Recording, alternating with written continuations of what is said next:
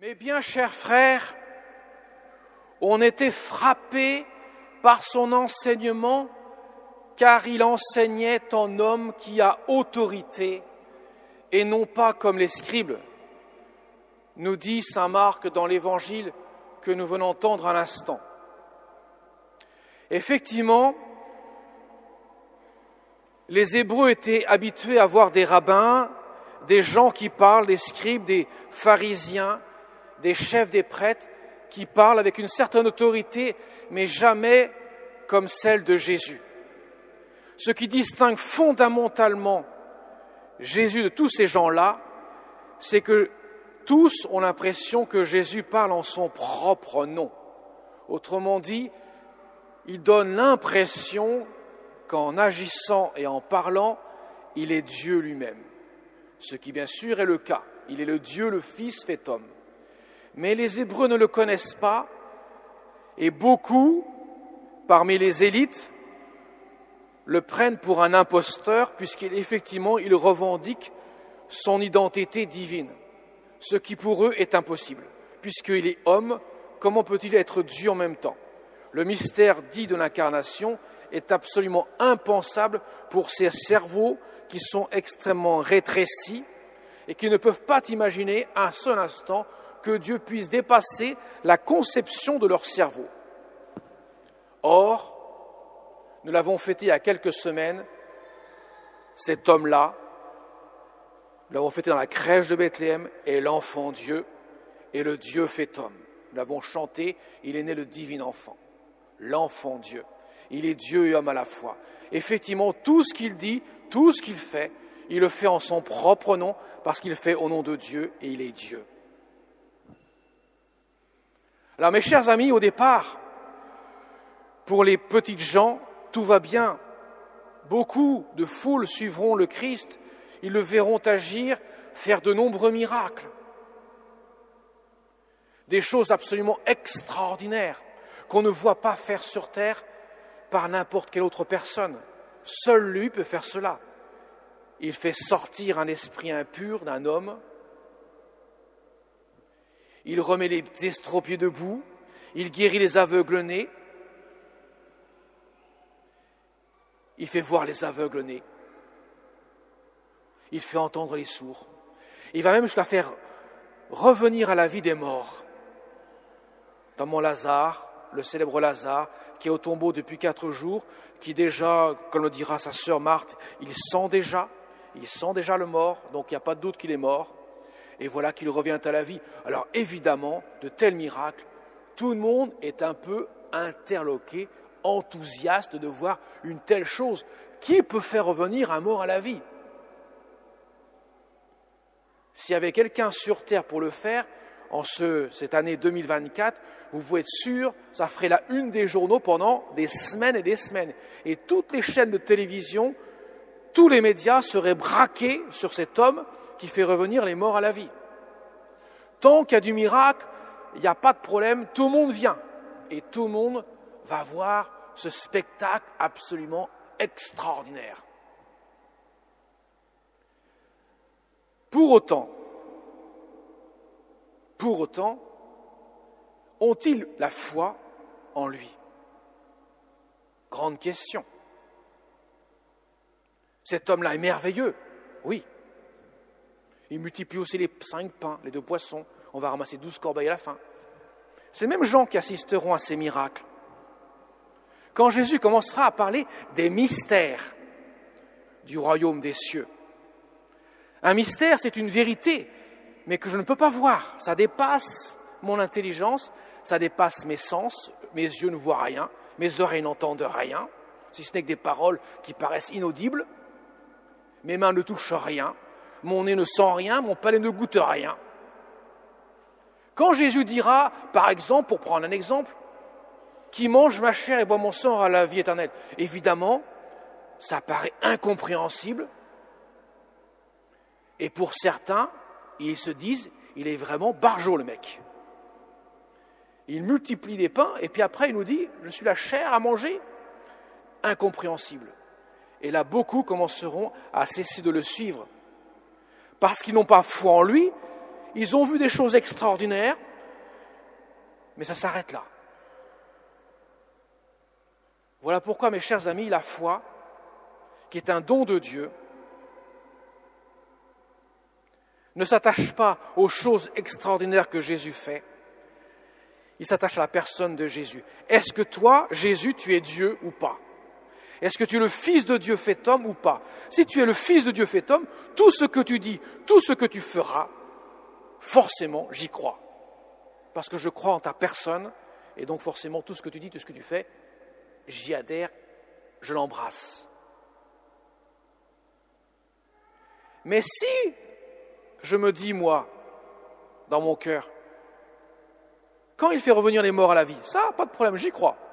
Mais quand il dit quelque chose que je ne comprends pas, je n'y crois pas. À ce moment-là, je n'ai pas la foi. Parce que la foi ne s'attache pas à la personne, mais s'attache à des choses que je vois. Donc c'est mon intelligence qui dit ça oui, ça non. Alors que la foi, c'est le saut. Le saut dans l'inconnu, en quelque sorte. Parce que je fais confiance à Dieu que je ne vois pas, que je n'entends pas. Et là, Dieu s'est manifesté sous la figure incarnée de Jésus, Fils de Dieu. Mais beaucoup de disciples qui le suivaient au départ ont cessé de le suivre après, quand il parlait de ces paroles qui paraissaient mystérieuses, parce que leur foi était fragile. Voilà pourquoi Dieu nous demande d'avoir un cœur ouvert pour accueillir ce don. Et c'est ce que l'INSI, en se préparant au baptême, découvre peu à peu, qu'on s'attache à la personne de Jésus qui nous fait découvrir Dieu. Dieu le Fils nous montre le visage du Père. Jésus dira, qui me voit, voit le Père. Parce que l'homme est fait pour un bonheur éternel. L'homme est fait pour être aimé d'un amour infini, afin de pouvoir à son tour aimer aussi de l'amour qu'il reçoit, de l'amour de Dieu qu'il reçoit. Mes chers amis, que votre foi soit grande ou même inexistante, vous savez très bien qu'au fond de votre cœur, vous avez des aspirations très profondes qui ne sont pas remplies sur terre. Par exemple, nous voulons tous vivre sans fin. La vie, elle est comme accrochée à nos tripes. Nous avons tous le désir de vivre. Ceux qui ne veulent plus vivre, c'est qu'il y a une maladie, c'est qu'il y a quelque chose qui rend le bonheur tellement fade qu'ils veulent arrêter la souffrance. Mais au fond du même, l'homme a le désir d'une vie sans fin. Et pourtant, sur terre, nous le savons tous, qu'on vive 100, 150 ans éventuellement, ce qui n'existe pas encore, mais peut-être qu'un jour on verra. Peu importe, de toute façon, c'est toujours trop court. Et puis aussi, nous avons tous une aspiration à avoir un bonheur parfait, plénier, où il n'y a pas de souffrance, pas d'épreuve. Ça n'existe pas sur terre. Il manque toujours quelque chose. Même lorsque l'homme vit de choses matérielles, il n'en a jamais assez. On court toujours après un bonheur qu'on n'a pas sur terre, sauf les saints, parce que le bonheur auquel ils aspirent, ils le consomment déjà dans la foi.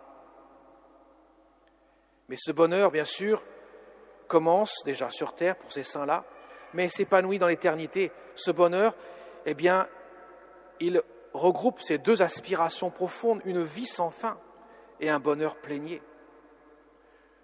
Voilà pourquoi Dieu nous donne la foi. Crois-tu en moi, dira-t-il à tous ceux qu'il rencontrera, ceux qui souffrent. Et il dira, Seigneur, bien sûr, et ils diront, oui, Seigneur, je crois en toi. Eh bien, que tout se passe selon ta foi. Et voilà que les miracles s'opèrent. Comme pour dire, je ne peux pas intervenir dans ta vie si tu n'ouvres pas ton cœur. C'est une question d'amour. Lorsque l'on se prépare à se marier, et que parmi vous, il y en a quelques-uns qui vont se préparer à se marier cette année, Évidemment, l'amour, ce n'est pas seulement le sentiment que j'ai pour l'autre, c'est plus que cela. L'amour, c'est un don de soi, je me donne, mais en même temps, j'accueille l'autre tel qu'il est. Je sors de moi-même, je ne mets pas la main sur l'autre pour mon propre bonheur, mes propres satisfactions personnelles. J'ouvre mon cœur pour accueillir l'autre tel qu'il est, dans sa différence, dans sa beauté, dans sa richesse, mais aussi avec ses défauts, évidemment. C'est ça, l'amour. Quand saint Paul nous parle de manière étrange, je dis, je ne vais pas vous donner trop de soucis. Il dit, ce n'est pas un piège que je vous tends, mais je vous propose ce qu'il y a de meilleur pour vous. Attachez-vous au Seigneur sans partage. Faudrait-il donc aimer moins son épouse pour mieux aimer Dieu? Ferait-il une concurrence entre nos proches et Dieu? Non. En fait, ce qu'il veut dire, et ce que la parole de Dieu nous dit, c'est tu veux aimer ton conjoint, tu veux aimer ton mari, ta femme, tu veux aimer tes enfants, aime Dieu. Et avec l'amour de Dieu, tu les aimeras encore plus. Car Dieu n'enlève rien, au contraire, il donne à surabondance. Parce que l'amour de Dieu permet de se donner plus pour pouvoir mieux recevoir. Et ainsi de vivre plus dans l'ouverture du cœur que dans la mainmise sur l'autre pour sa propre satisfaction. Car c'est le drame de cette humanité, mes chers amis. On pense qu'en évacuant Dieu, on sera plus heureux, ce qui est faux. Jean-Paul II le disait, le pape qui venait de l'Est, qui avait fait l'expérience d'ailleurs de ces idéologies qui prônaient une vie sans Dieu. Il a dit très justement, l'homme sans Dieu, c'est l'enfer pour l'homme. Alors que l'homme avec Dieu, c'est le bonheur de l'homme. Alors demandons, Seigneur, avec notre Mère, à l'intercession de notre Mère du ciel, celle qui nous soutient en ce bas monde, celle qui nous conduit vers Dieu. Telle est sa mission. Si nous demandons son aide, nous découvrirons qu'en recevant l'amour de Dieu, par une foi agissante, avec la grâce que Dieu nous donne, nous pourrons mieux aimer ceux qui nous sont proches, les aimer en vérité, et déjà goûter sur terre le bonheur d'être aimé et d'aimer. Amen.